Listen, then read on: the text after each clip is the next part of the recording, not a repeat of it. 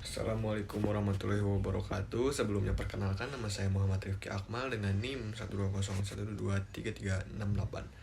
Di sini saya akan menyelesaikan tugas remedial saya dengan cara menjelaskan isi dari CLO4. Apa saja sih yang ada dalam CLO4? Simak penjelasan berikut ya. Yang kita bahas di CLO4 itu yaitu ikatan kimia. Apa sih ikatan kimia itu? Ikatan kimia adalah gaya yang mengikat atom-atom dalam unsur dan senyawa. Ikatan kimia bisa terjadi dengan beberapa jenis ikatan. Cara terjadinya ikatan kimia adalah dengan serah terima elektron atau penggunaan elektron bersama-sama.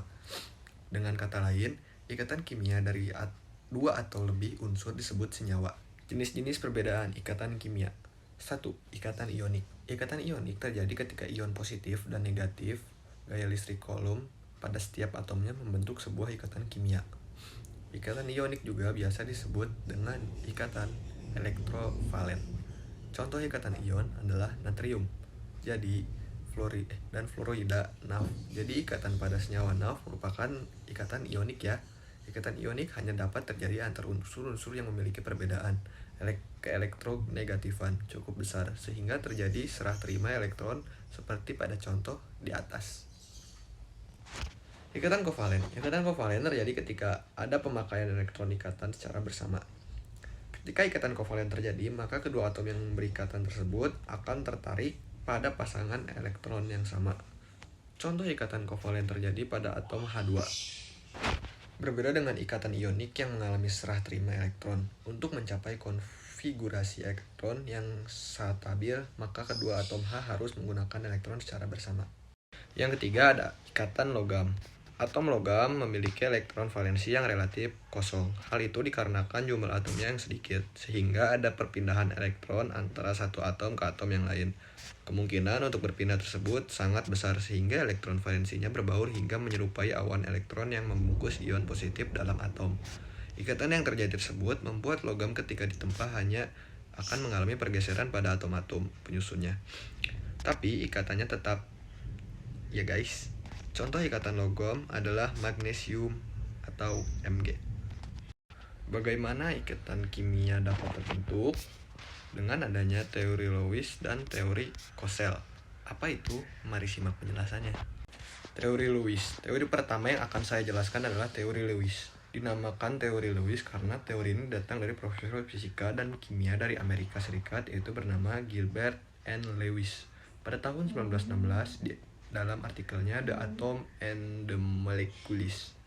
Kamu juga akan mengenal yang lawan namanya struktur Lewis, yaitu langkah awal untuk menentukan bentuk molekul. Kamu bisa lihat pada contoh ikatan yang terjadi antara litium 1 elektron, oksigen 6 elektron, dan 6 neon 8 elektron berikut ini. Ikatan simbol titik pada ikatan di atas merupakan jumlah elektron valensi dari masing-masing atomnya. Ini ya guys. Teori Kossel. Selanjutnya masih ada teori Kossel. Masih di tahun yang sama, Albert Kossel yang merupakan ilmuwan dari Jerman juga mengajukan teori yang hampir mirip dengan teori Lewis. Bedanya terletak pada transfer elektron yang penuh antar atom-atomnya. Kamu bisa lihat teori Kossel ini pada ikatan polar.